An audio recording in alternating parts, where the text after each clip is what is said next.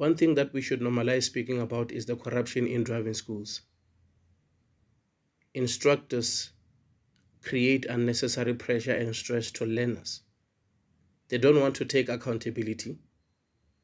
They don't want to take responsibility. They're blaming examiners. They are the reasons why 9 out of 10 students are failing at DLTCs. Their job is to prepare you. Their job is to give you information. There is a reason why many people will go there via driving school, because they believe that driving school know what they don't know. They believe that the instructor will prepare them for the test, mentally and physically. They believe that the instructor will make things easier for them. But when the instructor is holding back information, what's the use? We understand why they do what they do. They are corrupt simply because of their only excuse is that they're not getting paid enough. Whatever happens between them and their bosses is none of the student's business. The student is there to learn. Teach the student. Prepare the student. Give them every information they need. Do it repeatedly. Annoy them if you can. Make them ready. Don't be the reason why they're failing. But on part 2, I will speak about what you guys are doing. You are corrupt. It breaks my heart to speak with a sister who goes to a DLTC uninformed, not knowing what to do in their test. She failed simply because of she didn't know which lane she should use. She failed simply because of no one showed her the testing ground. She told me that she Googled online and she read that the examiner is supposed to prepare her. Examiner is supposed to brief her before the test. And the examiner didn't do that. And she was asking me if she should have a right to go and tell the examiner to tell her what to do before the test. And I told her that that's not the job of the examiner. Your instructor is the one who's supposed to be giving you information about that. When you get to the examiner, you have to be ready. You have to be prepared. Simply because of if you ask too many questions to the examiner, it will be called testing while learning. And we don't want that. Do not give the examiner any reason to think that you are not ready. You're going to fail the test before you can even start the test. They're so corrupt. And what's up with their attitude? Whenever a student comes from a poor background, a student who put things together so that they can, manage to have that amount of money to go and get lessons, why are they treating them that way? Why are you focusing on your phone, dog? What's in your phone that distracts you so much so that you don't even pay attention to a learner? Why are you focusing on smoking that cigarette?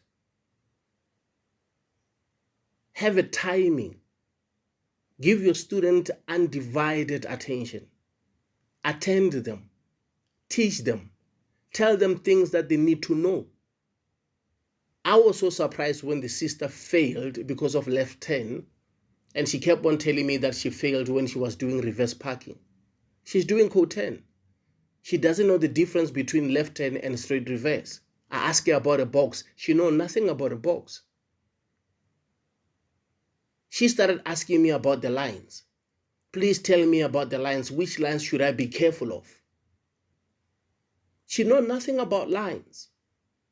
She was also distracted by colors. She was saying, what does the white colors mean? What does the red colors mean? What does the yellow colors mean on the testing ground? I had to explain everything to her. But she's doing her code 10 via a driving school. And I asked her, what did you say? She said, you said Benoni testing ground is known for corruption. And she's not the only one who failed. Many people are failing.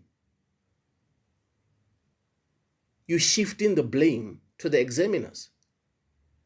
You don't want to tell her that you betrayed her.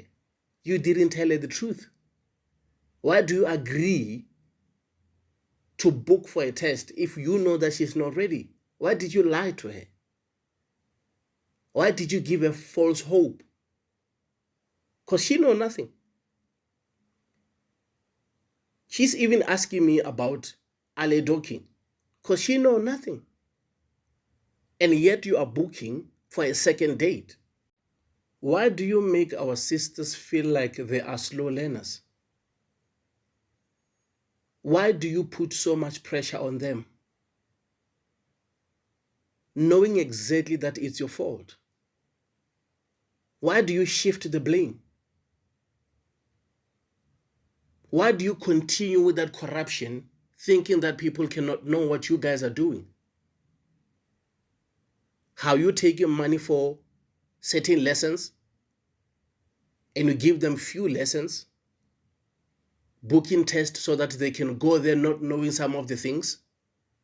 We will speak about those things. Yes, we understand that you want to go home with bread every day.